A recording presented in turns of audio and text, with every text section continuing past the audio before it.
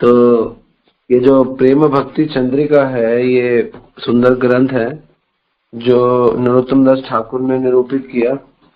और दो दो ग्रंथ लिखे इन्होंने, एक लिखा प्रेम भक्ति चंद्रिका और दूसरा प्रार्थना।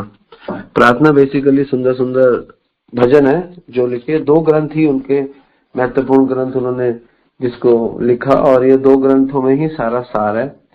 और आगे हमारे आचार्यों ने इन दो ग्रंथों में बोला कि भक्ति का सारा सार है। भक्ति सिद्धांत सरस्वती पाद, शील प्रभुपाद और अन्य अन्य वैष्णव ने, गौर किशोर दास बाबा जी, ये दो ग्रंथ अपने साथ हमेशा रखते थे, चाहे कोई ग्रंथ हो रखे ना रखे, क्योंकि इसमें पूरी भक्ति का तत्व है, पूरी भक्ति का सार है। बहुत सरल भाषा में इसको लिखा गया, बहुत सरल भाषा में इसको बताया गया।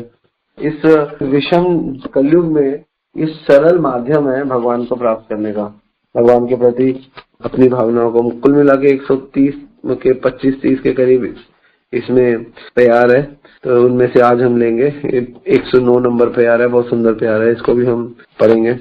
तो इसका ट्यून रहता है ऐसे, जैसे मैं बोल रहा हूँ वैसे ही बोलना है, ठीक है ना। तार भक्त संग सदा रास लीला प्रेम कथा, जे करे से पाए घनश्याम, इहा ते विमुख जय तार कभू सिद्धि नाई, ना सुनिए तार जिनो नाम। ऐसे प्यार बोलने से भगवान के प्रति हमारी भावनाएं, प्रेम बढ़ता है। तो आज का हमारा विषय है भक्त संग प्रेम कथा। तो अगर हम इसका पहला लाइन पढ़े तो इसमें लिखा है तार भक्त संग सदा रस लीला प्रेम कथा। तो हमने तार, सदा, रस, लीला को हटा के हमने यहाँ से भक्त संग प्रेम कथा, ये 4 शब्दों को आज हमने बनाया, क्योंकि मर्म भी यही है। वो भी हम चर्चा करेंगे कैसे, लेकिन बहुत जरूरी था ये विषय लेना, क्योंकि ये विषय भागवत में भी है और ये विषय प्रेम भक्ति चंद्रिका में भी नरोत्तम दास ठाकुर लाए है कि भक्तों का संग होना चाहिए आपके जीवन में, और साथ में आपके पास भगवान की कथा होनी चाहिए। जब आपके पास भक्तों का संग होगा और भगवान की कथा होगी तो आप बहुत प्रसन्न रहोगे और आपको सदैव आनंद में रहने की आदत हो जाएगी। तो भक्तों का संग बहुत इंपॉर्टेंट है। और भक्तों के संग में करना क्या है? भक्तों के संग में प्रेम कथा, भगवान की सुंदर कथा, ठीक है ना।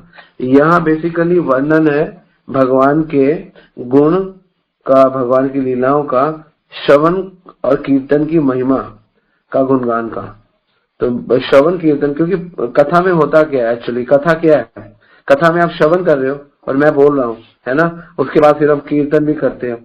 तो रस लीला प्रेम कथा, है ना, अर्थात वो कथा जिसमें राधा सम्मिलित है, क्योंकि जहाँ पे रस की चर्चा होगी वहां पे राधा होती है, इसमें कोई डाउट नहीं है। तो यहाँ पे कह रहे हैं तार भक्त संग सदा। इसमें एक बहुत इंपॉर्टेंट शब्द है सदा, भक्त संग सदा, हमेशा। सदा का मतलब होता है हमेशा, भक्तों का संग, और रस लीला प्रेम कथा, तो भक्तों के संग में राधा कृष्ण का गुणगान करना। तो यहाँ पे एक्चुअली एक प्रकार से देखा जाए तो डिनाई कर रहे हैं कि हमें अकेले कथा नहीं करनी और अकेले कृष्ण की कथा नहीं करनी, ये बहुत इंपॉर्टेंट है। तो पूरा का पूरा नरोत्तम दास ठाकुर का यहाँ पे जो मर्म है वो ये, अकेले बैठ के नहीं भजन करना, एकांत की हरेर भक्ति उत्पाद एवं कल्पते, ठीक है ना। कई लोग एकांतिक, मेरे मन से मुझे ऐसा लगता है कि ये भक्ति बिल्कुल ठीक है, जो मैं सोचता हूँ, जो मेरी विचारधारा है, उस हिसाब से ही भक्ति होनी चाहिए, है ना। तो ये गलत सिस्टम है। जो आप सोचते हो, आपको लगता है अभी हमें बंदरों को खिलाना चाहिए, अभी हमें लगता है कि हमें अभी हमें ध्यान करना चाहिए सुबह उठ के, हमें लगता है सुबह उठ के व्यायाम करके, एक्सरसाइज करके ध्यान लगाना चाहिए, और हमें दिन में 3 घंटे या 3 दिन मौन रखना चाहिए। ये सब हमारे आइडियाज है, ऑल आर आर आइडियाज, हमारे आइडियाज है, एकांतिक भक्ति वाले आइडियाज। चाहे जिसमें मौन व्रत हो, जिसमें ध्यान व्रत हो, जिसमें मनोधर्म सेवा व्रत हो, उन सब से बाहर निकल के यहाँ पे बताया तार भक्त संग सदा रस लीला प्रेम कथा। भक्तों का संग, पहली चीज, कोई मौन नहीं चाहिए, कोई ध्यान नहीं चाहिए, कोई ज्ञान नहीं चाहिए, हमें भक्तों का संग चाहिए। आपको बताऊं, अगर आप एक मौन व्रत रखते हो और एक योग पद्धति चूज करते हो, उससे 1 करोड़ से भी ज्यादा गुना फल मिलता है भक्तों के साथ कीर्तन करने का, नाचने, करोड़ों खरबों गुना ज्यादा, जिसका कोई कंपैरिजन ही नहीं है। ठीक है ना। तो हमारे आइडियाज को जीरो करो, हमारे विचारों को जीरो करो, हमारे मन में जो ममत्व है अपने ऊपर, अपने आइडियाज के ऊपर, जो हम इतना अहंकारी है, सबको जीरो कर दो। क्यों कर दो? क्योंकि रस लीला प्रेम कथा, हमें रस चाहिए, हमें टेस्ट चाहिए, और टेस्ट के लिए इसमें राधा रानी सम्मिलित है। ठीक है ना। तभी तो रस आएगा, वरना कहाँ से आएगा? कृष्ण विहीन राधा नहीं है, कृष्ण संगीन रंगीन राधा है, विहीन थोड़ा है। एक्चुअली कृष्ण को, राधा रानी के सिवा कभी रसास्वादन होता ही नहीं है, बिकॉज भगवान को प्रसन्न करती है ना राधा रानी, भगवान को आह्लादती है। इस जगत में अगर आपको सबसे सुंदर भक्त बनना है तो आपको भगवान को आह्लादना पड़ेगा, भगवान को क्या देना पड़ेगा? प्रसन्न करना पड़ेगा। एक्चुअली भजन के 2 पहलू होते हैं, भजन का एक पहलू नहीं होता कि हमें भजन करना है। तो यहाँ पे लिख रहे हैं नरोत्तम दास ठाकुर के भजन के 2 पहलू होते हैं, एक पहलू होता है आनंद और दूसरा पहलू होता है संतोष। ये 2 पहलू में भजन चलता है, एक आनंद में, एक संतोष में। भक्त को संतोष मिलता है और भगवान को आनंद मिलता है। जब भक्त आनंद लेने के लिए भागता है भक्ति में, तो भगवान को संतोष नहीं मिलता। तो भक्त को संतोष चाहिए, और भक्त का संतोष किसमें होता है? हम सोचते हैं भक्ति में आनंद चाहिए, भक्ति में आनंद नहीं चाहिए, भक्ति में संतोष चाहिए, सेटिस्फेक्शन चाहिए।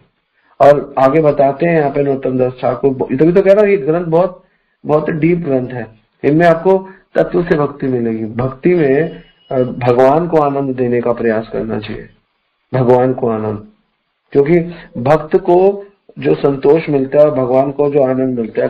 राधा रानी जो है वो आह्लादनी शक्ति है, जो कृष्ण को आनंद देती है, और उनको कृष्ण को आनंद देकर जो सुख मिलता है, जो संतोष मिलता है, वही वास्तव में उनका संतोष है, वही उनका आनंद है। भक्त का वही संतोष आनंद है जो भगवान को प्रसन्न देखकर मिलता है। तो उसी प्रकार एक माँ को आनंद मिलता है जब वो अपने बच्चे को आनंद में देखकर खुश होती है, वरना उस माँ को आनंद नहीं मिलता। माँ का आनंद तब पूरा होता है जब वो देखती है कि उसका जो बच्चा है वो बहुत सुखी है, उसको बहुत आनंद मिलता है, उसको स्वाभाविक रूप से बहुत आनंद मिलता है, स्वाभाविक आनंद है। तो यहाँ पर लिख रहे हैं, मैं एज इट इज पढ़ता हूँ क्या लिख रहे हैं। तो इस प्रसंग में श्री गोस्वामी पाद का सिद्धांत है कि श्री राधा की आज्ञा का पालन करने से कृष्ण एकांत भाव से वशीभूत हो जाते हैं। हम लोग क्या चाहते हैं? हमें एकांतिक भाव आए, लेकिन राधा रानी की आज्ञा पालन कर मतलब भगवान अपने भक्तों की आज्ञा पालन कर भगवान एकांतिक भाव में वशीभूत हो जाते हैं। भगवान को आनंद आता है भक्तों की आज्ञा पालन कर। तभी उनके संग की अपेक्षा ना करने पर भी उनका संग स्वयं ही अधिकाधिक रूप से सुसिद्ध हो जाता है। उनके संग की अपेक्षा मतलब उनके संग एक्सपेक्टेशन, भक्तों का संग मुझे मिल जाए, और वो संग नहीं मिला और सिर्फ इच्छा करी, उस संग का जो सुख है उसी से आपको आनंद मिलने लगता है। भक्तों का संग मिलने की बात नहीं करी, उसकी अपेक्षा। भगवान अपने भक्तों से दूर है और भक्तों से दूर होने की वजह से भगवान को दुख है, लेकिन अपेक्षा करते हैं कि मैं मिलूंगा, उससे प्रसन्न हो जाते हैं। देखो ये है। तो इसलिए साधु संग, हमारा टॉपिक बहुत सुंदर है, भक्त संग प्रेम कथा।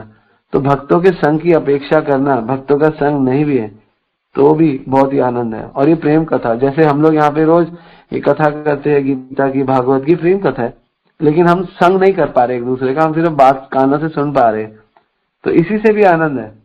तो कई लोग हमको बोलते हैं कि कई माता जी, प्रभु जी बोलते हैं, प्रभु जी हम सेवा नहीं, हम दूर हैं, हम सेवा नहीं कर पाते, हम कहाँ पे, कोई इंडिया के बाहर है। लेकिन इस संग से भी बहुत आपकी भक्ति बढ़ सकती है, आपकी प्रेम कथा चल सकती है। उसी प्रकार राधा रानी के भजन से ही श्री कृष्ण कहीं अधिक वशीभूत होते हैं, इसलिए श्री कृष्ण का भजन स्वयं ही सुसिद्ध हो जाता है।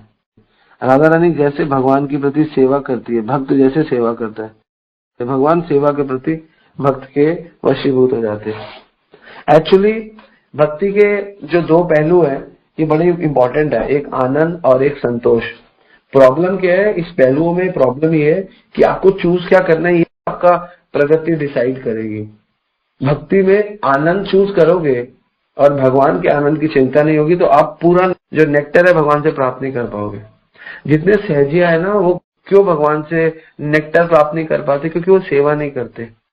तो सेवा नहीं करते और ज्ञान नहीं लेते, दोनों चीजें। तो इससे क्या सोचते हैं? वो भगवान से सुख प्राप्त करना चाहते हैं, भगवान से आनंद प्राप्त करना चाहते हैं, और वो कभी संतोष उनको मिलता नहीं है। क्यों नहीं मिलता? क्योंकि भगवान से आनंद प्राप्त करके संतोष है नहीं, भगवान को आनंद देकर संतोष है।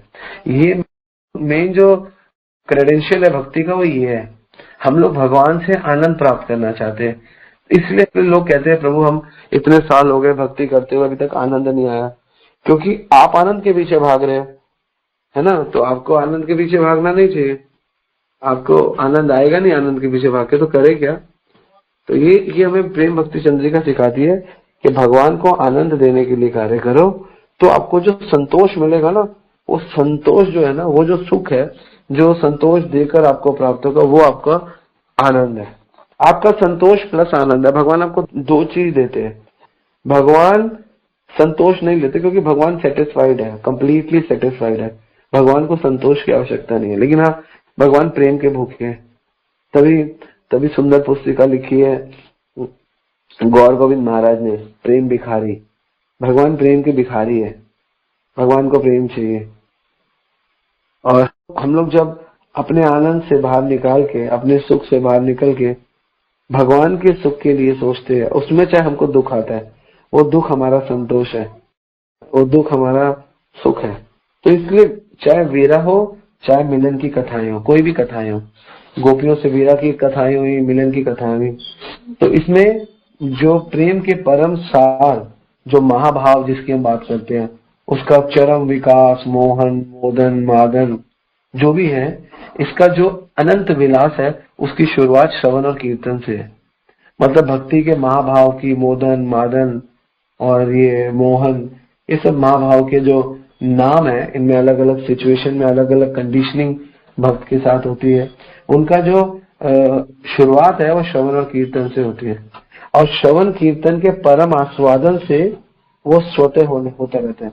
जैसे महाप्रभु जब स्वयं राधा भाव अंगीकार किया तो रसिक भक्तों के साथ राधा भाव की रस कथा में, प्रेम कथा में, आस्वादन में मग्न हुए नहीं हुए?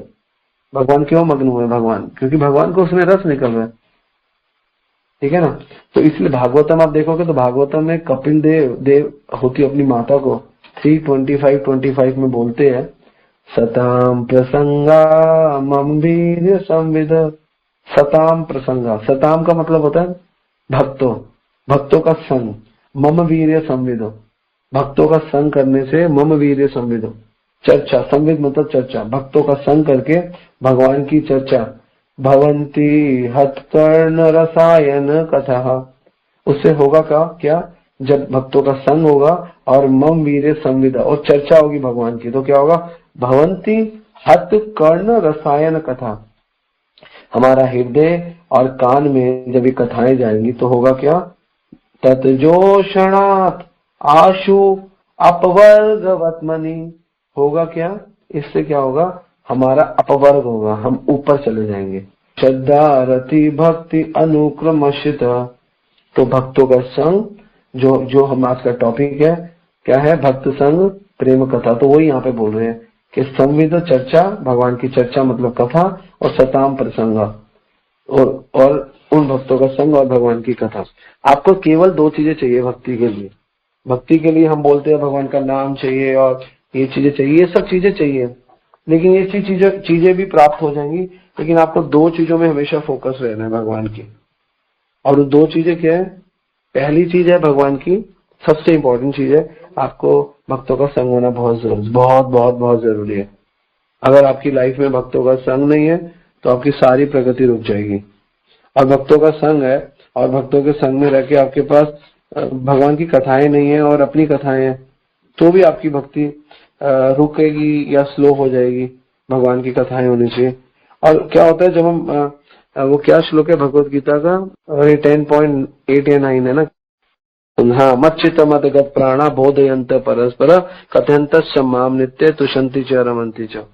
तो बड़ा सुंदर श्लोक है। इसमें भगवान कहते हैं, जब हम भगवान की चर्चा करते हैं और भगवान की चर्चाओं में मग्न होते हैं, तो हमारे जो भक्तों के जो मच्चित मदगत प्राणा, जो भक्तों का चित्त है, भक्तों के प्राण है, वो क्या है? भगवान की कथाएं, बोधयंत परस्परम, वो भगवान की बातें करते हैं, भगवान की चर्चाएं करते हैं। कथयंत माम नित्य, और जब भी मिलते हैं कोई ना कोई भगवान की चर्चा, भगवान की सेवा, भगवान की बात, और तुषंति च रमंति च, उसी में तुषंति च रमंति च, उसी में रमन करते हैं। तो इसलिए रसायन कथा, रसायन मतलब रसों से भरी हुई कथा, जिसमें टेस्ट है। एक्चुअली टेस्ट के पीछे तो हम भाग रहे हैं, जीव का स्वाद है ना, कहाँ भाग रहे हैं जीव के स्वाद के लिए, जीवा के स्वाद के लिए। हर इंद्री में एक अजीब सा स्वाद है। जीवा में रस है, कान में श्रवण है, नासिका में खुशबू है, जड़ इंद्रियों में अपना अलग सुख है ना। मतलब टेस्ट बहुत बड़ा विषय है। मन में भी इच्छाओं का टेस्ट है। तो कृष्ण कथा ही भक्ति की, भगवान के प्रति प्रेम की जननी है। अगर आप भगवान से प्रेम बढ़ाना चाहते हैं, भक्ति में प्रेम बढ़ाना चाहते हैं, तो आपको कृष्ण की कथाओं में जुड़ना पड़ेगा। नरोत्तम दास ठाकुर इसी कृष्ण कथा को प्रेम कथा कहके यहाँ पे बता रहे हैं। ये जड़ जगत का जड़ीय प्रेम नहीं है, ये भगवान को प्यार करना ही वास्तव में प्रेम है। ये उस प्रेम की बात हो रही है। तो भगवान को प्यार करना ही वास्तव में प्रेम है। कारण क्या है? क्योंकि प्रेम भगवान की स्वरूप शक्ति जो है, अलादनी शक्ति और ज्ञान शक्ति, संवित शक्ति का सार वृत्ति है। उन्हीं का सार है ये प्रेम। प्रेम संसार के जड़ीय प्रेम की तरह नश्वर नहीं है, ठीक है ना। तभी इस प्रेम को बोला गया व्रजपुर प्रेम सत्य। ये व्रजपुरा प्रेम सत्य है, ये ब्रज का प्रेम है। इसलिए ब्रज को छोड़कर, अन्य धामों को छोड़कर, ब्रज को छोड़कर अन्य धामों में जो भी प्रेम है ना, जैसे साकेत में और वैकुंठा में, वो प्रेम ऐश्वर्य ज्ञान रूपी उपाधि से युक्त है। उसमें ऐश्वर्य है, ज्ञान है। और जो इस भौतिक जगत में है, जो हम लोग प्रेम करते हैं, वो प्रेम काम वासनाओं से युक्त है। जो प्रेम वैकुंठ में है वो ऐश्वर्य से युक्त है, उसमें ऐश्वर्य है। और जो प्रेम हमारे इस जगत में है, जो हम लोग पत्नी पति और ये जो फालतू का जो प्रेम करते हैं, ये काम वासनाओं से युक्त है। गौड़ीय वैष्णवों के लिए तो केवल एक प्रेम है, वो युगल प्रेम, जो हम लोग गौड़ीय वैष्णव है, युगल प्रेम। और कृष्ण कथा क्या करती है? पहले तो विषय वासना का नाश करती है, और आगे चलकर जब हमारे विषय वासना नाश हो जाते हैं, तो वही विषय वासना नाश होकर प्रेम कथा में रूपांतरित हो जाती है। इसलिए कहा जाता है कि कृष्ण कथा क्या है? आपके पास अप्राप्त वस्तुओं की जो नहीं है उसकी प्राप्ति कराती है, और जो प्राप्त वस्तु है, आध्यात्मिक प्राप्त वस्तुओं की बात हो रही है, उनकी रक्षा करती है। तो लेकिन इसमें थोड़ा सा एफर्ट्स है। आप लोग साधक हो, आप लोग प्रैक्टिशनर हो, तो साधक को क्या करना पड़ता है? शुरू में साधक को थोड़ी चेष्टा करना पड़ता है। चेष्टा मतलब थोड़ा एफर्ट्स करना पड़ता है, और बाद में स्वाभाविक हो जाता है। और इसलिए साधक के लिए, जो अच्छे साधक है, उनके लिए भगवान की कथा को छोड़कर सब कुछ अनर्थ है इस जगत में। वैसे सही बताऊं तो भगवान की कथा को छोड़कर सब कुछ अनर्थ। इसमें नरोत्तम दास ठाकुर कहते लीला रस सदा गाना युगल किशोर प्राण प्रार्थना करीबो अभिलाषा। भक्ति में अतृप्ति स्वभाव श्रेष्ठ है। तभी तो कह रहे लीला रस सदा गान युगल किशोर प्राण प्रार्थना करीबो अभिलाषा। तो ये जो लीला रस सदा गान है ना, ये बहुत जरूरी है। प्रार्थना करीबो अभिलाषा, और इसकी प्रार्थना करनी चाहिए। ये इसी से पहले, जैसे 109वीं ये प्यार है, इसी से पहले 3-4 प्यार पहले है। ये पूरा मुझे याद नहीं है, लेकिन ऐसे ही है। लीला रस गान युगल किशोर प्राण प्रार्थना करीबो अभिलाषा। तो भक्ति में अतृप्ति स्वभाव के वशीभूत होकर, दैन्य होकर हमें याचना करनी चाहिए। हमको भक्ति में दैन्य अतृप्त रहना चाहिए। हम तृप्त हो जाते हैं, और हमें फील होना चाहिए हम रस से दूर है, हम गौड़ीय वैष्णव की बताई गई विधि से दूर है, सेवा में हृदय हमारा लगता नहीं है। भक्ति में करते हैं तो भक्ति में भी भोग इच्छाएं बनी हुई है, भक्ति में बढ़ने की कोई इच्छा नहीं है। सेवा से हम जान छुड़ाना चाहते हैं। भगवान हमें सही से ज्ञान होने पर भी, हम आपका ज्ञान होने पर भी हम सही तरीके से उस ज्ञान को बढ़ा नहीं पा रहे। ऐसी जो ग्लानी है ना भक्ति में, ग्लानी की अग्नि कहते हैं इसको। तो ये जो अग्नि है, ग्लानी की अग्नि है। तो ग्लानी की अग्नि से हमारा कल्याण होता है। ठीक है ना। तो इसलिए हम लोगों को चेष्टा करनी चाहिए, हम लोगों को प्रयास करना चाहिए। और कैसा प्रयास करना चाहिए? जैसे संसार में भौतिक चीजें प्राप्त करने के लिए हम प्रयास करते हैं, संसार में चीजें हमारा जब खो जाती है हम रोते हैं, तो प्रगति करनी चाहिए। भक्ति में प्रगति और सही सेवा में ना लगने के कारण भक्ति में और क्या कहते हैं सही सेवा में ना लगने के कारण हम लोग प्रगति नहीं कर पाते। हमको ना हमेशा नौतम दास ठाकुर बताते हैं, हमें हमेशा ये सोचना चाहिए, ऐसा विचार करना चाहिए कि हम हमारी प्रगति नहीं हो रही, हम तृप्त नहीं है, हमको आनंद नहीं आ रहा, हमको सेवा में सुख नहीं आ रहा, है ना। एक्चुअली भक्ति का अर्थ एक शब्द में देखा जाए तो सेवा है। भक्त के लिए सेवा में ही सुख है, सेवा में सुख नहीं है। एक्चुअली हम सोचते हैं सेवा में सुख है, प्रभु सेवा में बहुत सुख, ऐसा नहीं, सेवा ही सुख है। सेवा में जो सुख ढूंढते हैं वो भक्ति नहीं समझ पाते। नरोत्तम दास ठाकुर कहते हैं सेवा में सुख ढूंढने वाला, भक्ति में सेवा में सुख ढूंढने वाला, क्योंकि गहरा विषय तो भक्ति में सुख ढूंढना गलत है, क्योंकि भक्ति सुख है। हम भक्ति में जब सुख ढूंढते हैं तो हमारे डिसीजन गलत हो जाते हैं। भक्ति अपने आप में सुख है। जब भक्ति को हम अपने आप में सुख मान लेते हैं तो फिर हमको भक्ति की हर स्थिति, एक्चुअली होता क्या, भक्ति में कुछ स्थिति ऐसी होती है जिसमें बहुत आनंद आता है, भक्तों का संग मिलता है, भक्तों के संग में कीर्तन होता है, गाना होता है, बातें होती है, हंसी होती है, मजाक होता है, बहुत मजा आता है, वो बहुत अच्छा है। बड़े सौभाग्यशाली भक्तों को होता है, ठीक है ना, क्योंकि भक्ति सेवा ही सुख है, तो वो होता है। लेकिन कभी कभी क्या होता है, कभी कभी उल्टा हो जाता है कि भक्ति में दुख आता है, कोई ना कोई हमको सेवा मिलती है, हम बड़ा दुखी हो जाते हैं, फिर हम भक्ति में क्या करते हैं, भक्ति में सुखी और भक्ति में दुखी रहने का प्रयास करते हैं। भक्ति में ये सेवा में सुख है, भक्ति में ये सेवा में दुख है, ये चीजें हमको लेनी है भक्ति में, ये चीजें हमको नहीं लेनी।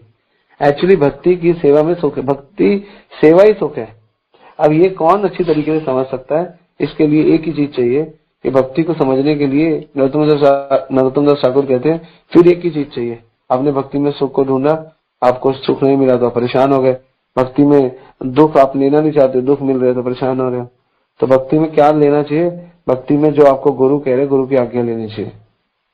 तो जब गुरु की आज्ञा लेते हैं फिर जो भी सुख आता है, और वो आज्ञा ही वास्तव में भक्ति का सुख है, वो सेवा वही सेवा है, और वो सेवा वास्तव में सुख है। और उसमें जो भी सुख है, उसमें जो भी दुख है, उसकी कोई वैल्यू है ही नहीं। आज्ञा पालन में जो भी सुख आता है, जो भी दुख आता है, वो दोनों डिवाइन है। एक्चुअली भक्ति में सुख, भक्ति के कार्यों में सुख और भक्ति के कार्यों में दुख, दोनों एक है। यही तो भक्ति में सबसे बड़ा जो भक्ति का सीक्रेट है वही है कि भक्ति में सुख और भक्ति में दुख एक होता है, दोनों अलग नहीं होते। इस भौतिक जगत में क्या होता है, इस भौतिक जगत में सुख और दुख अलग होते हैं, लेकिन भक्ति में सुख दुख अलग नहीं होते। भक्ति में सुख दुख एक होता है। भक्ति में आप कर रहे हो, आपको कभी दुख मिल रहा है, आपको कभी नींद पूरी नहीं हो रही, आपको कभी हेडेक हो रहा है, कभी आपके पास वो भी सुख है। और कभी आपको भक्ति में बहुत अच्छे व्यंजन मिल रहे हैं, बहुत सुंदर कीर्तन मिल रहा है, भक्तों का संग मिल रहा है, और भक्ति में सबको वो भी भक्ति में सुख है। तो भक्ति में सदैव सुख है, क्योंकि भक्ति सुख है, भक्ति में सुख नहीं है, भक्ति ही सुख है। तो ये समझने के लिए हमको फिर भक्ति में आगे बढ़ सकते हैं, वरना भक्ति में आगे नहीं बढ़ेंगे। क्योंकि होता क्या, यहाँ पे नरोत्तम दास ठाकुर जो मेन मुख्य विषय क्या बोल रहे हैं, वो कह रहे हैं कि तार भक्त संग सदा रस लीला प्रेम कथा जे करे से पाए घनश्याम। अगर जो भक्तों के संग में रहता है सदा, अब सदा रहोगे हमेशा सुख तो मिलेगा नहीं। कभी भक्त आपको अच्छा कहेगा, कभी भक्त आपको बुरा कहेगा, कभी भक्त आपको गले मिलेगा, कभी भक्त आपको सदा में रहने में तो आप किसी के साथ सदा रहते हो, अपने घर में सदा रहते हो, तो अपने घर में क्या सदा रहने का फल है, हमेशा रहने का।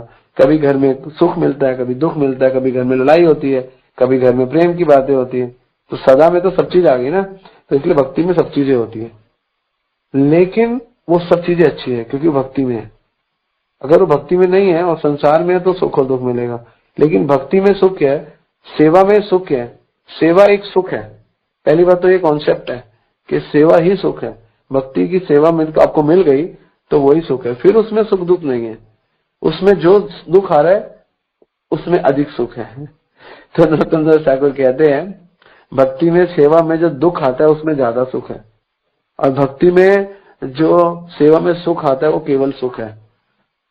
तो भक्ति से इसीलिए भक्तों को बताया जाता है कि सेवा करो, क्योंकि सेवा करोगे जनरली आपको कष्ट आएगा, वो कष्ट भी सुख है। तो ये भक्ति का सीक्रेट है। तो भक्ति में सुख है या भक्ति में दुख है ऐसा नहीं है, भक्ति ही सुख है, भक्ति में ही आनंद है। भक्ति के और प्रॉब्लम ज्यादातर उन लोगों को होती है जो भक्ति में सुख और दुख को ढूंढते हैं। मेरे हिसाब से आपके हिसाब से अगर आप भक्ति को कर रहे हो, फिर आप अपनी जड़ बुद्धि से सुख और दुख ढूंढोगे, तो फिर उससे आपको क्या होगा, उससे आपको दिक्कत क्या होगी कि कुछ चीजें आप लोगे भक्ति में, कुछ चीजें नहीं लोगे।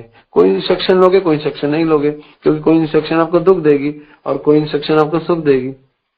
तो इसलिए गुरु की आज्ञा जो है वो भक्ति का सुख है। तो भक्ति में सुख और दुख नहीं है। नरोत्तम दास ठाकुर कहते हैं भक्ति सेवा में सुख दुख नहीं है, सेवा ही सुख है। तो जब ये कॉन्सेप्ट क्लियर होता है तो आपकी फिलॉसफी साफ हो जाती है। तो इसलिए ज्यादातर लोग भक्ति में प्रगति यहाँ पे आके रुक जाती है उनकी। ज्यादातर लोग, हमने इतनी भक्ति करी प्रभु, देखो हमारे साथ क्या हो गया।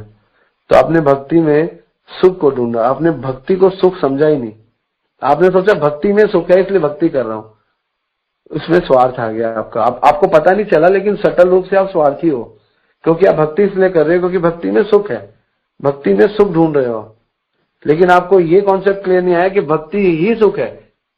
अगर आपको ये समझ में आता तो आप ऐसा सोचते ना, तो ऐसा ना सोचते तो फिर आपकी फिलॉसफी ठीक होती, फिर आपको फर्क ना पड़ता, फिर आपको ये ना लगता कि ये अच्छा है वो बुरा है, तो वो सब अच्छा लगता है। इसलिए सब अच्छे। तो भक्त को इसलिए कई बार मुझसे कई भक्त पूछते हैं आपको वो अच्छा लगता है या अच्छा लगता है। हम कहते हैं हमें वो अच्छा लगता है जो भक्ति करता है और भक्ति में कार्य करता है और भगवान को प्रसन्न करने के लिए अपने सुख दुख को दांव पे लगाता है, वो भक्त बढ़िया है। जो अपने सुख दुख को भगवान को आनंद देने के लिए दांव पे लगाता है, वो भक्त बढ़िया। क्यों भक्त बढ़िया? क्योंकि यही करना है। क्योंकि भगवान को क्या देना है? आनंद। और अपने आप को क्या देना है? संतोष। हम भगवान से भक्ति करके हमको संतोष नहीं मिलता, आपको पता है। आप समझ लेना, आप में पता नहीं कितनों को लगता है नहीं लगता, लेकिन इतनी भक्ति कर रहे हैं, माला कर रहे हैं, गीता पढ़ रहे हैं, भागवत पढ़ रहे हैं, लेकिन आप लोगों को फिर भी सेटिस्फैक्शन नहीं है। क्यों? क्योंकि आप लोगों को हमको आनंद चाहिए। हमको कोई फर्क नहीं पड़ता कि कृष्ण को आनंद मिलेगा या नहीं मिलेगा, उससे हमारा कोई हमारा रिलेवेंस नहीं है। उससे हमें कोई फर्क नहीं पड़ता कि कृष्ण आप आनंदित हो रहे हो, हमें कोई फर्क नहीं पड़ता। हमको आनंद आना चाहिए। हमको समझ में आ गया कि आप आनंद के आगार हो, आप सबको आनंद देते हो, तो आप हमको भी आनंद दो। तो ये जो अंडरस्टैंडिंग है, ये बुरी अंडरस्टैंडिंग नहीं है, लेकिन ये बहुत अच्छी अंडरस्टैंडिंग नहीं है। अच्छी अंडरस्टैंडिंग ये है कि भगवान को हमें आनंद देना है। इसीलिए हमें अपना मूड कैसा बनाना चाहिए, हमें इसलिए प्रभुपाद जी ने बोला, और ये होगा नहीं कि आप भगवान को आनंद देना चाहो और आप अपने आनंद की परवाह ना रखो। इसलिए प्रभुपाद जी कहते थे भक्ति के प्राण है एंथुजियाज्म, भक्ति का प्राण है उत्साह। क्योंकि उत्साहित व्यक्ति भक्ति क्या करता है, उत्साहित भक्त जो होता है ना, जो बहुत उत्साह में रहता है, उसके अंदर एक क्वालिटी आ जाती है, वो ना आनंदित, उसको आदत है आनंद में रहने की। तो वो जो भी काम करता है ना भगवान के लिए, भगवान को आनंद आ जाता है, उसको ऑटोमेटिकली सेटिस्फेक्शन मिल जाती है। ज्ञानी को नहीं मिलती। क्यों नहीं मिलती ज्ञानी को? क्योंकि ज्ञानी को ज्ञान दिखाने का वो है, उसको भगवान को क्या तुम ज्ञान से खुश कर सकते हो। तो ये भक्ति का बहुत सीक्रेट है। क्योंकि जब हम भगवान को सुख देने के लिए आगे बढ़ते हैं तो हमें भगवान क्या देते हैं? भगवान हमें बहुत सुंदर गिफ्ट देते हैं, वो संतोष। भक्त का भक्ति में संतोष मतलब, वैसे तो भक्त को असंतोषित रहना चाहिए भक्ति की सेवाओं में, लेकिन जो पर्टिकुलर संतोष की यहाँ बात चल रही है कि यहाँ पे छोटे छोटे टास्क मिलते हैं भगवान को आनंद देने के लिए। उस भगवान को आनंद देने की चेष्टा को बड़ा करते रहना चाहिए कि मैं भगवान के लिए कर पाया हूँ। भगवान गीता में कहते हैं कि प्रचार करो, मैं करने का प्रयास कर रहा हूँ। और जैसे जैसे आप प्रयास करते रहोगे आपके अंदर संतोष आता रहेगा। संतोष का मतलब यहाँ पर क्या है, जो नरोत्तम दास ठाकुर की शुद्धता, शुद्ध। भगवान आपको संतोष, भगवान क्या आपको संतोष देंगे? भगवान अगर आपको संतोष देंगे तो आपकी भक्ति खत्म हो गई, बस आपको संतोष मिला, चलो बैठ जाओ अब तो हो गया मेरा। भगवान आपको संतोष क्या दे रहे हैं? भगवान भक्त के अंदर किस संतोष को देखते हैं? भगवान भक्त के अंदर एक संतोष को देखते हैं, भक्त को शुद्ध। जब भक्त शुद्ध होता है तो भगवान को भी संतोष मिलता है और भक्त को भी संतोष मिलता है, क्योंकि संतोष का मतलब है शांति। जो हमारे जीवन में, हमारे मन में इस संसार के प्रति इतनी अशांति फैली हुई है, भोग ही भोग भोग भोग भोग, तो भोग हमारे दिमाग में भरा हुआ है। तो भोग में जब शांति होती है तो हमें सही में आध्यात्मिक संतोष मिलता है। हमारा आध्यात्मिक संतोष है भोगों की शांति हमारे मन के अंदर।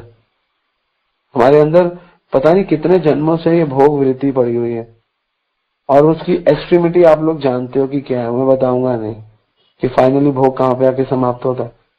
तो वो हमारी असली औकात है, हमारी औकात वही है। जो हमारा भोग का वृत्ति है, हमारी जो कॉन्शियसनेस है, वो यही है। और वो कब जाएगी, जब हम, और ये अनलेस अंटिल भक्ति कर कर भी नहीं जाती, माला कर कर भी नहीं जाती। 20 साल, 10 साल, 5 साल, 20 साल, 30 साल माला करो, तब भी ये जो भोग वृत्ति है, ये जो हमारे काम इच्छाएं नहीं जाती। क्यों नहीं जाती? क्योंकि हमारे अंदर भगवान को प्रसन्न करने की इच्छा पैदा ही नहीं होती। और जब वो इच्छाएं पैदा नहीं होती तो भगवान कभी भी आपको अपने प्रति इतनी शुद्ध सेवा के प्रति आकर्षित नहीं करते। तो इसी तब पैदा होंगी जब भगवान के सुख के लिए हम कार्य करेंगे। ये आचार्य जो है ना, ये नरोत्तम दास ठाकुर, यही तो बोल रहे हैं, तार भक्त संग सदा रस लीला प्रेम कथा। प्रेम कथा, प्रेम क्या ऐसे आ जाएगा? काम में आप जी रहे हो, काम से प्रेम में कन्वर्ट करना है, अपने काम को प्रेम में कन्वर्ट करना है, तो भक्तों का संग जरूरी है और सदा जरूरी है, और भक्तों से सीखना जरूरी है, ज्ञान जरूरी है, और जो सीखा गया उस पर अमल करना जरूरी है। तो इससे कल्याण होगा। फिर आगे लिखते हैं, अगली लाइन में लिखते हैं, इहा ते विमुख जय। और जो लोग इससे विमुख है, किससे विमुख है? एक्चुअली ये भक्ति से विमुख नहीं बात कर रहे, जो सदा भक्त संग से विमुख है, जो हमेशा भक्तों का संग नहीं करते, एकांतिक भक्त है, उनकी चर्चा हो रही है। इहा ते विमुख जय तार कबू सिद्ध नाई। और जो लोग भक्तों से विमुख है वो कभी सिद्ध नहीं हो सकते। ना सुनिले तान जेनो ना। और ऐसा बोलते हैं, जो विमुख है भगवान से, वो कोई भी सिद्धि प्राप्त नहीं कर सकते, और इस जगत में उनकी सिद्धि की कोई वैल्यू नहीं है जो भी उन्होंने प्राप्त किया। उनके उनके दर्शन से, उनके स्पर्श से तो बात दूर रही, उनका दर्शन करना तो दूर रहा, उनका टच करना तो दूर रहा, उनका नाम भी कभी कानों से ना सुनो। ना सुनिने तान जेनो नाम। जो राधा और कृष्ण की जुगल सेवा से वंचित है और दोनों की सेवा नहीं करता, यहाँ पे बेसिकली उन लोगों की चर्चा की गई है जो केवल कृष्ण की भक्ति करते हैं या केवल राधे राधे करते हैं, जुगल नहीं करते, या उन लोगों की चर्चा की गई है जो बहुत कामुक हैं, उन लोगों की चर्चा की गई है जो एकांतिक भक्त है, उनकी सबकी चर्चा की गई है उसमें। इम्पोर्टेंट है कि भक्तों के संग भगवान का भजन करना चाहिए। एकांतिक भजन कभी सिद्ध नहीं होता। एकांतिक भजन एकांतिक करेंगे, उसमें कभी कोई सिद्धि आ ही नहीं सकती। तो क्लियरली बता दिया, वो सिद्धि आपको मिल देगा ही नहीं, उसमें कहीं दूर दूर तक सिद्धि नहीं है। एकांतिक भजन में कहीं सिद्धि नहीं है। तो एक भगवान के भक्त है जिनका नाम है मधुमंगल। मधुमंगल ने क्या किया, एक पत्ता लिया अपने हाथ में, ये लिख रहे हैं, मुट्ठी में राधा रानी को रखने का संकल्प किया, और पत्ते पे राधा नाम लिखकर यह कहकर कि ये राधा का पत्ता श्री कृष्ण के हाथ पर रख दिया। राधा नाम देकर श्री कृष्ण के मधुमंगल ने कहा, सखे मुझे सत्य ही तुम्हारी अर्पित वस्तु से परम तृप्ति मिली। तो भगवान को केवल वो पत्ता जो मधुमंगल ने हाथ में रखा, उस पे राधा लिखा और भगवान को अर्पित कर दिया। और भगवान मधुमंगल से बोलते हैं, मधुमंगल मुझे तुम्हारी इस लीला से तृप्ति मिली। तो इसलिए भगवान को बिना राधा के, और राधा रानी कौन है? राधा रानी भगवान की आह्लादनी शक्ति है। भगवान ने जब सोचा इस जगत में प्रेम को निरूपित किया जाए, आध्यात्मिक जगत में और भौतिक जगत में मुझे अपने प्रेम को विस्तार करना है, तो भगवान का प्रेम का विस्तार है श्रीमती राधा रानी।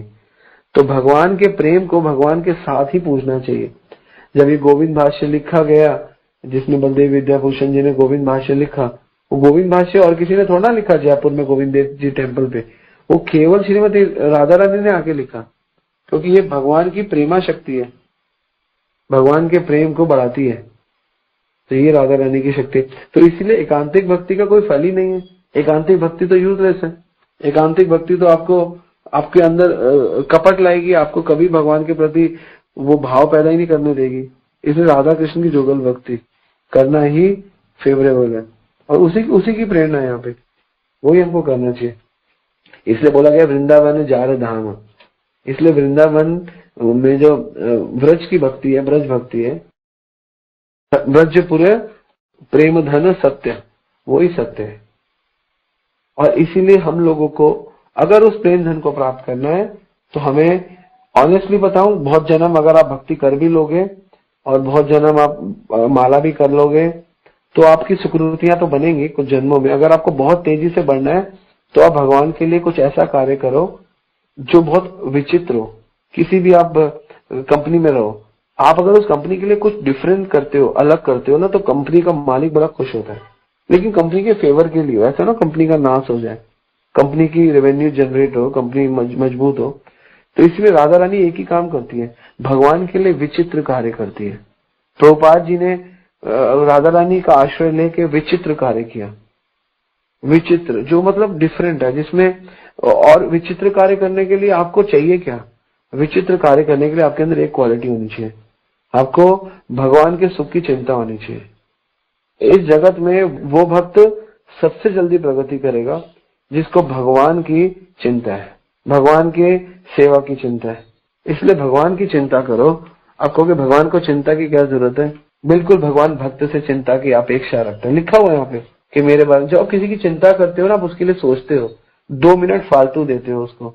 तो जितना प्रेम अपने बच्चों से करते हैं, जितना प्रेम इस पति से करते हैं, पत्नी से करते हैं, संसार से करते हैं, उतना प्रेम, मैं कहता हूँ उससे ज्यादा भी नहीं, उतना ही प्रेम भगवान से कर लो। ज्यादा की तो बात ही अलग है, ज्यादा करोगे तो बहुत ही बड़ी बात है, उतना ही भगवान से कर लो। अब ये बात है कि भगवान दिखते नहीं है, प्रेम कैसे करे प्रभु? यही भगवान ने हमारे और अपने और हमारे बीच में एक पर्दा रखा। अब करो प्रेम, अब मैं जानू। तो उसके लिए जीव गोस्वामी बोलते हैं कि बच्चा माँ के जब घर में आता है, माँ तभी से उसको प्रेम करने लग जाती है। क्यों? क्योंकि उसको ज्ञान हो जाता है कि मेरा बच्चा मेरे घर में आ चुका है। उसी प्रकार जब ज्ञान रूपी बच्चा आपके हृदय में, बुद्धि में कहीं बैठ गया, अब वो बच्चे को भी तो बड़ा करो, उसको खिलाओ, उसको पिलाओ।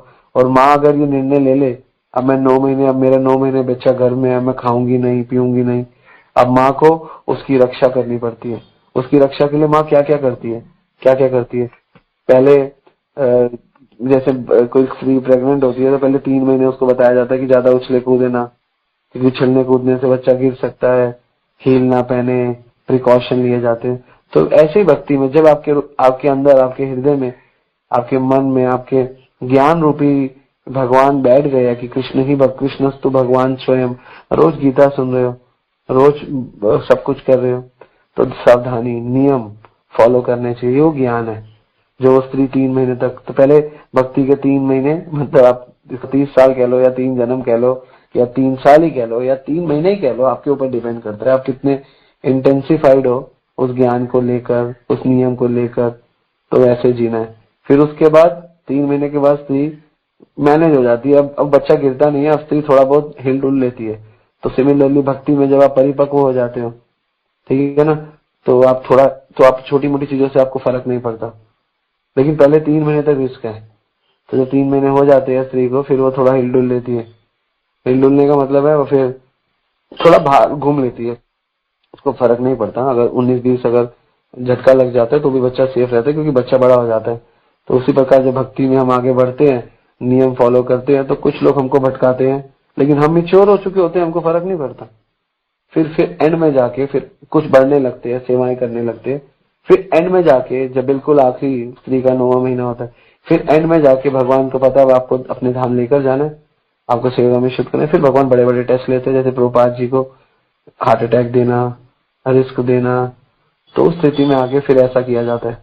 लेकिन तब वो फाइनली वो डॉक्टर पे आश्रित होती है या वो किसी पे आश्रित होती है, अब तो कुछ कर नहीं सकती, ऑपरेशन करना है या नॉर्मल बच्चा करना है। तो मैंने इस एग्जांपल से आपको इसलिए समझाया क्योंकि मुझे बहुत रेलेवेंट एग्जांपल लगा है। तो ऐसी भक्ति में चलता है। फिर फाइनली आपको शरणागत होना ही पड़ेगा। डॉक्टर कहेगा करना है तो करो भाई, नहीं करना तो मत करो, हम तो अब हेल्पलेस हैं, हम कुछ कर नहीं सकते। तो फिर हम फाइनली जब उस स्टेज पर आते हैं, भगवान पहले ध्यान रखते हैं और बाद में ध्यान रखते हैं, बीच में छोड़ते हैं। और हमारी सबसे बड़ी प्रॉब्लम क्या है, बीच में बिगड़ जाते, भूल जाते। तो बीच में ना भूलने के लिए आप एक चीज याद रखो कि भगवान को आनंद देना है, और वो जो आनंद है, भगवान को आनंद देके जो मुझे संतोष मिलेगा वो मेरा आनंद है। मेरा आनंद ये नहीं है कि मैं आनंदित रहूं, मेरा आनंद ये है क्या कृष्णा आनंदित है, क्या मेरे गुरु मेरे से खुश हैं, ये हमारा आनंद होना चाहिए। अगर हमारे से हमारे गुरु, हमारे बड़े, हम जो भी हमारे जिनसे हम सीख रहे हैं वो खुश नहीं है, तो फिर उसका फायदा क्या। तो बलदेव विद्याभूषण बोलते थे कि जग में 100 लोग रूठ जाए तो क्या फर्क पड़ता है, लेकिन अगर भगवान रूठ जाए तो बहुत फर्क पड़ता है। तो इसलिए भगवान नहीं रूठने चाहिए, गुरु वैष्णव ने, इसलिए तो वैष्णव अपराध मना किया गया। तो ये है प्रेम कथा, भक्तों के संग सदा, भक्तों के संग सदा रहो और प्रेम की कथाएं करते रहो, और हमेशा भगवान को प्रसन्न करने की चिंता करते रहो और विचार करते रहो, उस पर बढ़ते रहो। भगवान की चिंता, भगवान के विचार में आप मग्न रहोगे तो आपके मेरे को लगता है सबके जो भक्ति की प्रोग्रेस 20 साल में होनी है 2 साल में हो जाएगी। सीरियसली, जो लोगों की प्रोग्रेस 10 जन्मों में होती है, अगर सही संग में रह के सही चीज समझ के सही तरीके से कर ली तो 10 साल का जो 10 जन्मों का आपका जो फल था मे भी 2 साल में पूरा हो जाए। प्रभुपाद जी ने 11 साल में कितने लोगों को क्लियर कर दिया, कितने ज्यादा, इमेजिन करो क्या रीजन था।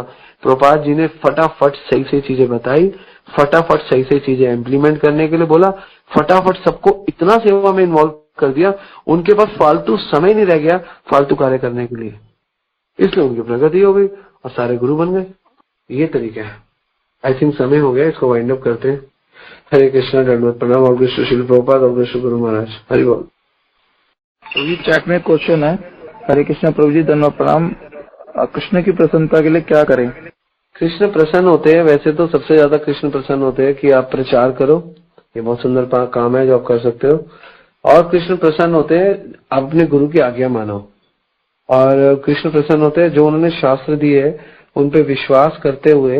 ये मैं आपको वो प्रसन्नता बता रहा हूँ जो टॉप मोस्ट प्रसन्नता है कृष्ण की।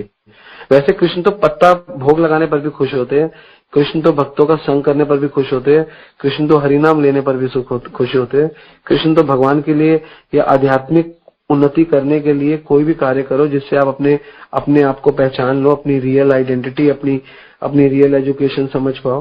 कृष्ण तो सबसे खुश होते हैं, लेकिन सुंदर खुश होते हैं जब आप डिवाइन खुश होते हैं। कृष्ण जब आप ये समझ जाओ कि आप जो गीता में, जो भागवत में और जो गुरु आचार्य प्रमाणिक कह रहे हैं आप उनको सुनो और अपने जीवन में अप्लाई करो, और आप इस जगत के सुख दुख से बाहर निकलो, तो कृष्ण प्रसन्न होते हैं। और ये सब कुछ एक ही कार्य से हो जाता है, वो है भगवान के नाम का प्रचार करो।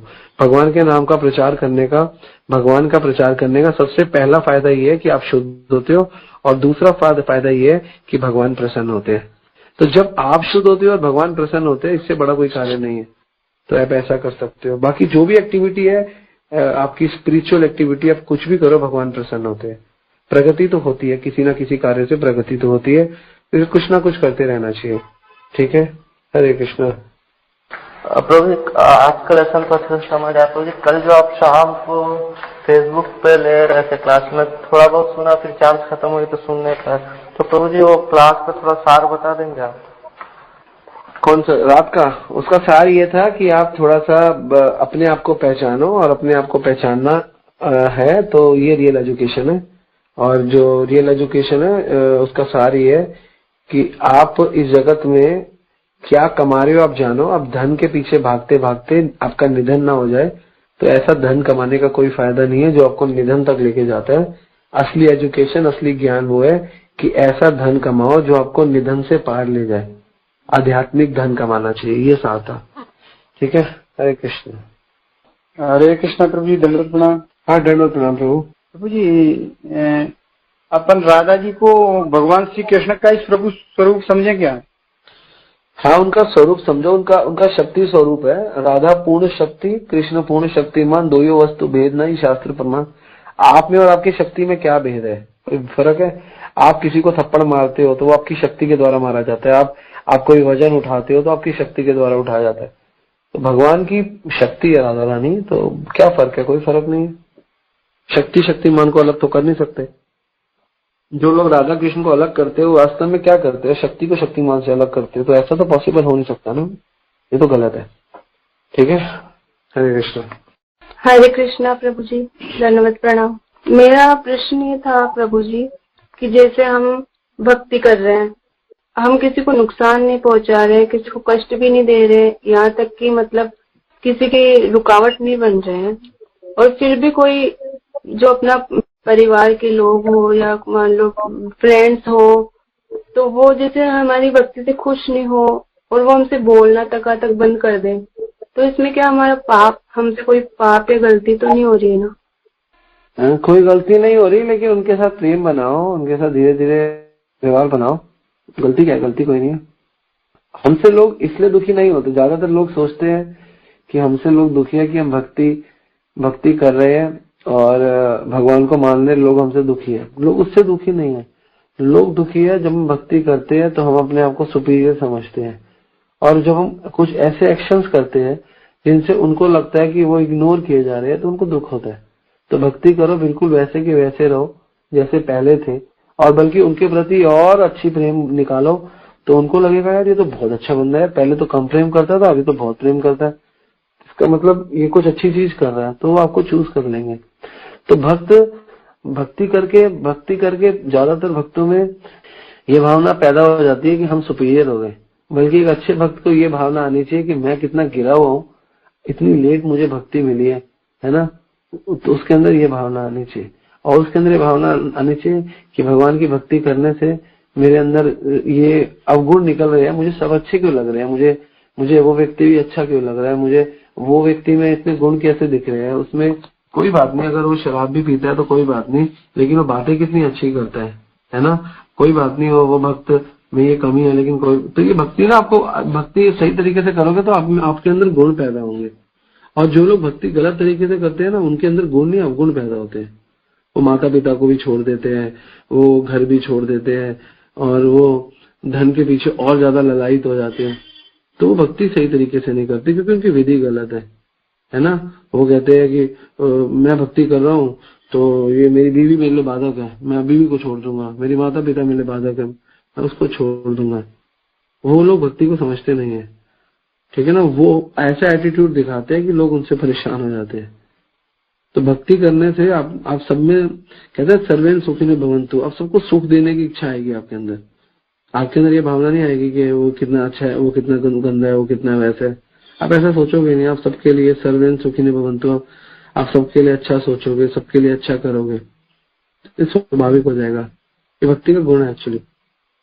तो भक्ति आपको जेंटल, प्रोपा जी बोलते थे, भक्ति से आप जेंटलमैन बनते हो, सभ्य पुरुष बनते हो। कहते अगर भक्ति से मान लो आप कभी कृष्ण नहीं भी मिले, आपको कोई प्रॉब्लम नहीं है, लेकिन एक आप आदरणीय बन जाओगे, आप स्मरणीय बन जाओगे। भक्ति अपने आप में आपको गुणों की खान है। भक्ति करने से स्वाभाविक आपके अंदर गुण आएंगे। अगर कोई आपसे नाराज हो रहा है भक्ति करने से, तो हो सकता है कि आप भक्ति करके ऐसा फील करा रहे हो कि आप बहुत बड़े काम कर रहे हो और तुम छोटा करते हो। तो इसलिए भी हो सकता है, या तो कोई बहुत ही ज्यादा जेलस मेंटालिटी का है, तो उसके लिए तो आप कुछ कर नहीं सकते हो। तो वैसे तो आप कितना लोगों के लिए कर सकते हो, लेकिन अपनी भक्ति को छोड़ना ये कोई समझदारी नहीं है, ठीक है ना। आप करते रहो, वो व्यक्ति, आप अच्छा व्यवहार करो, ठीक हो जाए। अगर वो नहीं हो रहा और आप अच्छा व्यवहार कर रहे हो तो फिर आपको ज्यादा बॉदर करने की जरूरत नहीं है। आपसे कोई अपराध नहीं हो रहा। क्यों अपराध नहीं हो रहा? क्योंकि अपराध वो विषय है जिसमें आपको किसी को बढ़ते देख के दुख हो रहा हो, किसी को सुख देने की इच्छा ना कर रही हो, तो वो अपराध होता है। और कोई गिर रहा हो तो आपको अच्छा लग रहा हो, तो वो अपराध है। पहले अपराध को समझना चाहिए, अपराध है क्या। तो ये सब कुछ अपराध नहीं होता, ठीक है। हरे कृष्ण। ठीक है प्रभु जी, हरे कृष्ण, धन्यवाद, प्रणाम। धन्यवाद। हरे कृष्ण प्रभु जी, धन्यवाद, प्रणाम। हाँ जी, धन्यवाद। क्योंकि जैसे कोई गलत कर रहा है, वो सबको पता है गलत कर रहा है, तो उसके बारे में सोच के अपना दिमाग खराब करना, ये कहाँ तक सही है गुरु जी? अगर कोई गलत कर रहा है तो हमें क्या सोचना चाहिए कि भगवान उसको बुद्धि दो, सही करे। ये सही विचार है। वो गलत कर रहा है, उसने गलत क्यों किया, उसने ऐसा क्यों किया, वो क्यों किया, वो सही विचार है। हम क्या कर सकते हैं? हम भगवान के लिए उससे सद्बुद्धि मांगनी चाहिए। है ना, सकल विचार करी आशा। हमारे आचार्य लोग क्या आशा करते हैं कि सबको भगवान का नाम मिले। हमारे आचार्य लोग क्यों दुखी है कि आमी दुखी, मैं बहुत दुखी हूँ क्योंकि लोग भगवान का नाम नहीं ले रहे। अहो चित्र भयो चित्र भयो चित्र भयो दिजा, हरि नाम सिते लोके संसार वर्ते थे। नारद जी कहते हैं मैं बहुत विचित्र हूँ, बहुत दुखी हूँ, बहुत दुखी हूँ, बहुत दुखी हूँ। इस जगत में हरि नाम में कोई ले नहीं रहा, बहुत दुखी है। ब्रह्मा जी बहुत दुखी है, तो नारद जी कहते हैं दुखी क्योंकि कोई ले नहीं रहा है। तो सही, तो भगवान के भक्त दुखी होते हैं कि कोई भक्ति कर नहीं रहा, ये दुखी होते हैं। और जो भक्त नकली है वो कैसा दुखी होता है कि वो भक्ति क्यों कर रहा है, इसलिए दुखी होता है। और असली भक्त कैसे दुखी होता है, वो भक्ति क्यों नहीं कर रहा, वो ऐसे दुखी होता है। तो आप दुखी तो होना पड़ेगा। कोई अगर गिरा हुआ है तो दुखी हो, लेकिन क्या चेतना से दुखी है। ये दुख होना चाहिए कि वो बढ़ नहीं रहा, ना कि ये दुख होना चाहिए कि वो क्यों बढ़ रहा है। ये जब हमारे मन में विचार आता है क्यों बढ़ रहा है, तो ये दुख जो है ये हमें गिरा देता है।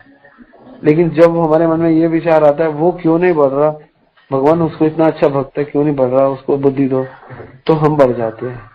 जब हम भक्तों के, इसलिए सदैव संत सदैव सबके लिए सुख देखता है। तभी तो कहते हैं ना, वैष्णव जन तो तेने कहिए पीर पराई जाने रे, पर दुखे उपकार करे। जो दुखी व्यक्ति है उस पर उपकार करता है, मन अभिमान ना आने दे, अभिमान नहीं आने देता। ये मेच्योरिटी से आता है। जब भक्ति में व्यक्ति मिच्योर होता है, जब भक्ति में सेवाओं में व्यक्ति मिच्योर होता है, तो उसके अंदर ये गुण आते हैं। और जो दूसरे भक्त होते हैं उनके अंदर क्या गुण आते हैं, तुम मुझे क्यों छोड़ रहे हो, तुम मेरे साथ क्यों नहीं लग रहे, मैंने तुम्हें भक्त बनाया, मैंने तुम्हारे साथ ये किया। और कृष्णा जान के उस भक्त का उससे संग छोड़ देते हैं, क्योंकि उस भक्त के अंदर भी मैं थी। भगवान कहते हैं अगर तू इसके साथ ज्यादा रहेगा, क्योंकि तू सरल है, तेरे अंदर भी मैं आ जाएगी, मैं तेरे को हटा देता हूँ।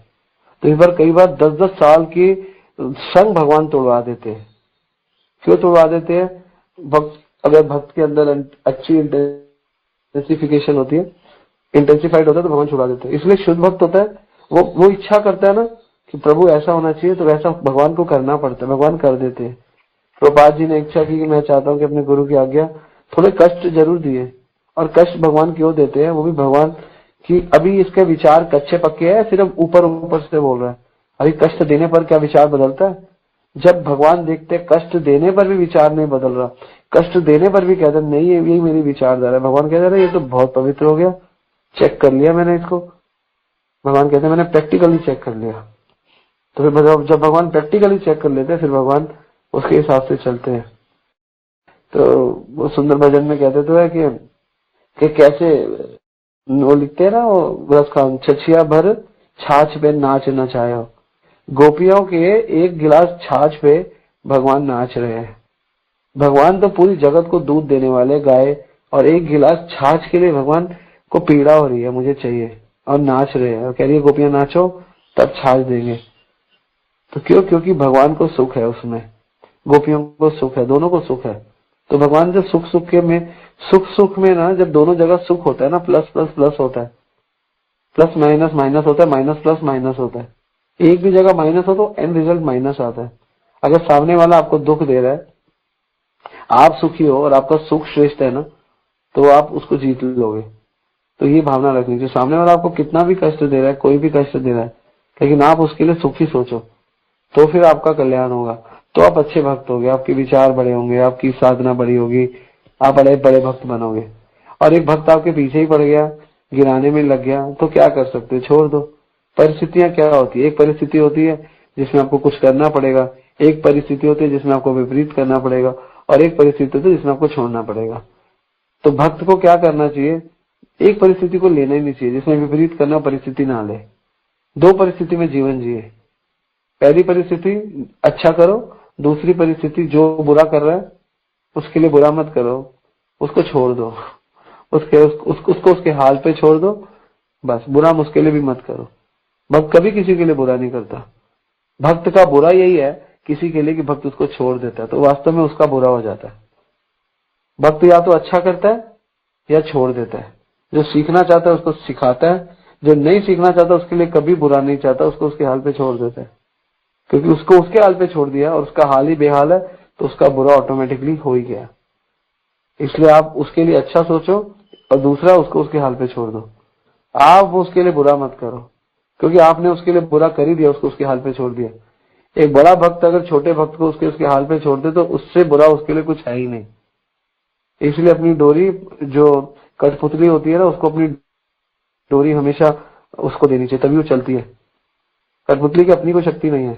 इसलिए जो भी प्रचार करते हैं वो गुरु करते हैं और परंपरा को, वो कुछ जब उसके मन में आता है मैं कर रहा हूँ, वो फिर वो गिरने लगता है। और कभी कभी भगवान देते भी है कि आ जाए, लेकिन पॉजिटिव वे में देते हैं कि जिससे उसका बड़प्पन सबको दिखे, उसके बड़े एक्शंस दिखे, लेकिन उसके अंदर वो भाव नहीं आता। तो आप क्या करो, अगर आपसे हो सके तो उसके लिए अच्छा सोचो। दूसरा, अगर वो आपकी रेंज से, आपकी रेडार से बाहर है तो उसको छोड़ दो, लेकिन उसके लिए बुरा कभी मत सोचो। बड़े लोग कहते थे, बड़े बुजुर्ग, मेरी दादी कहती थी, जे भला किसी दा ना कर सके ते बुरे पंथ ना जा।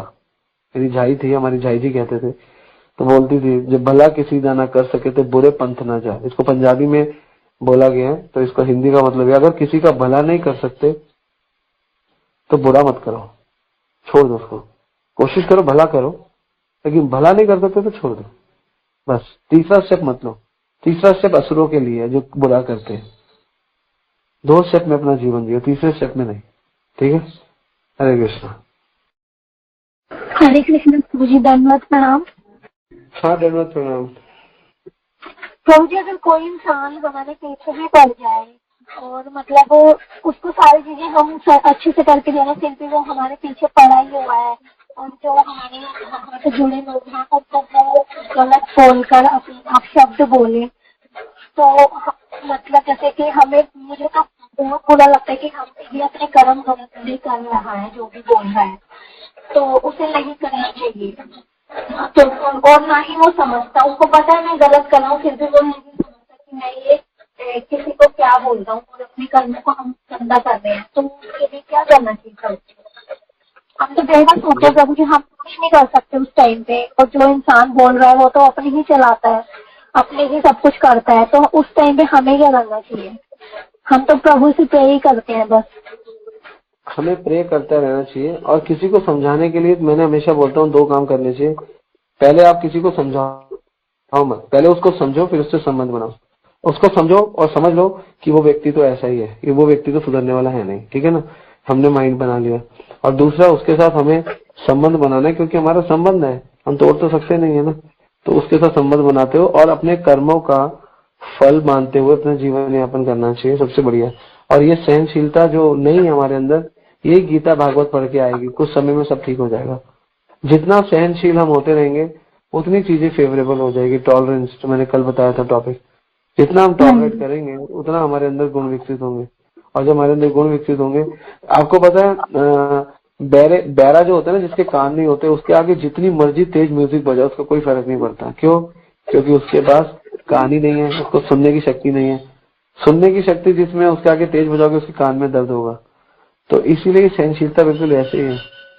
सहनशील इतने मजबूत हो जाते हैं कि उनको सब कुछ सहने की आदत हो जाती है। क्योंकि कई बार कई रिश्तों के में अधिकार का बहुत फर्क पड़ता है।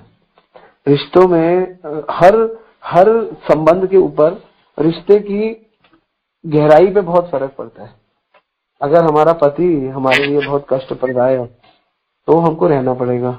हमारा पड़ोसी हमारे लिए कष्टप्रदाय है तो हम छोड़ सकते हैं, ठीक है ना। हमारे माता पिता हमारे लिए कष्टप्रदाय है तो रहना पड़ेगा। लेकिन हमारे फूफा मामा है तो 1-2 घंटे मिलके आ सकते हैं।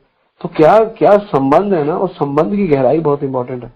इसलिए माता पिता या पुत्र जितने भी गहरे हो, जितना भी गहराई हो, उनमें साथ में रहने के लिए सहनशीलता होनी चाहिए। और जो हमारी इनटॉलरेंस है वो रिजल्ट है कि हमारे जीवन में सेपरेशन है। हम छोड़ देते हैं चीजें क्योंकि हम इनटॉलरेंट, हम टॉलरेट नहीं कर सकते, ठीक है ना। लेकिन आप देखो, मैंने कल भी एग्जांपल दिया, माँ को देखो, माँ बच्चे को अपनी गोद में लेती है, गोद में पेशाब करती है, कभी थप्पड़ नहीं मारती। माँ बच्चे को अपने साथ सुलाती है, बच्चा पेशाब करता है, कई बार नीचे चादर गीली हो जाती है तो माँ गीली पे सोती है, बच्चे को सूखे पे सुलाती है। तो माँ कितनी टॉलरेंट होती है। ये माँ के अंदर एक गुण कहाँ से आया है? माँ के अंदर गुण आया क्योंकि माँ ने उस बच्चे को अपना समझ लिया, अपना संबंध बना दिया। इसी प्रकार जब हम किसी को अपना समझ लेते हैं तो उसके प्रति कोई भी टॉलरेंस हम बर्दाश्त करते हैं। जब हम अपना नहीं समझते तो छोटा सा भी हमको कोई कुछ कह दे तो हम सुन नहीं सकते।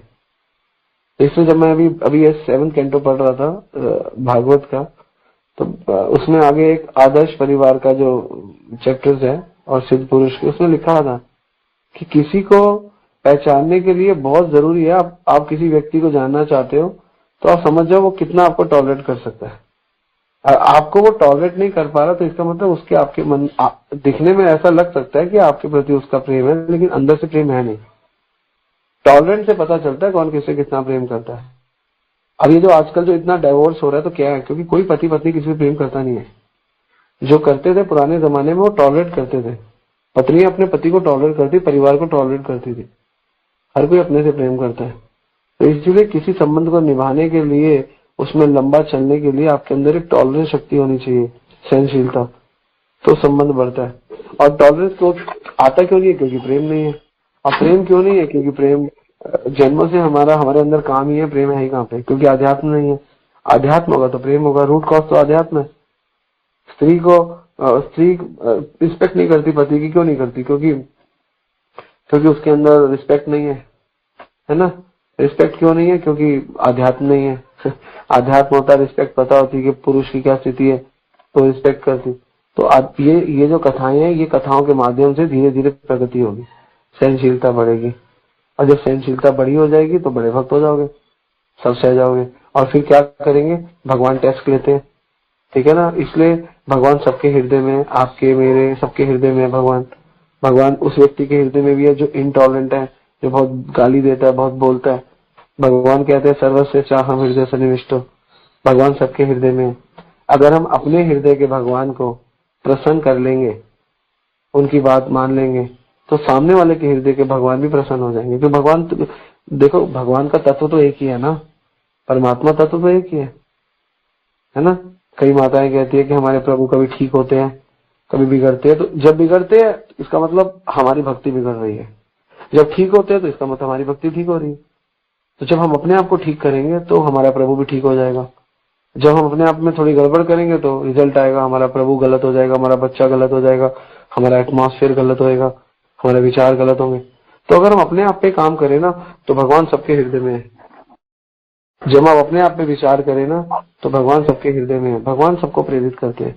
जब हमारा भक्ति का स्तर बहुत अच्छा होता है, हमारी सेवाओं का स्तर, हमारी भावनाओं का स्तर, तो हमारे रिश्तेदार, हमारे पड़ोसी, हमारे रिश्तेदार, तो हमारे पति, हमारे बच्चे भी ठीक होने लगते हैं। लेकिन जब हमारी सेवाओं का स्तर नहीं होता, हमारी भावना का स्तर नहीं होता, तो हमारा पति, हमारे सब कुछ अनफेवरेबल होने लगता है हमारे फेवर में नहीं है।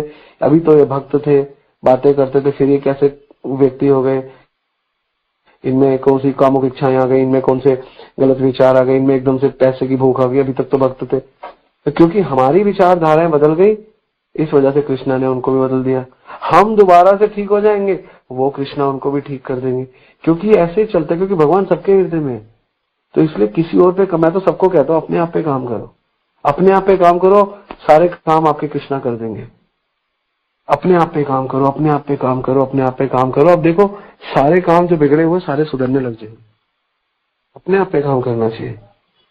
अपने आप पे काम करोगे ना, सबकी बुद्धि कृष्णा फेर देते हैं, सबको ठीक कर देते हैं। हम जितने शुद्ध होते हैं ना, कृष्णा उतना शुद्ध भक्तों का संग देते हैं, उतना शुद्ध हमारा एटमॉस्फेयर करते हैं। हमें शुद्ध होना चाहिए, हमें अपने पे काम करना चाहिए। हम दूसरों पे कुछ कर ही नहीं सकते, क्या करेंगे? कुछ कर ही नहीं सकते। हम क्या कर सकते?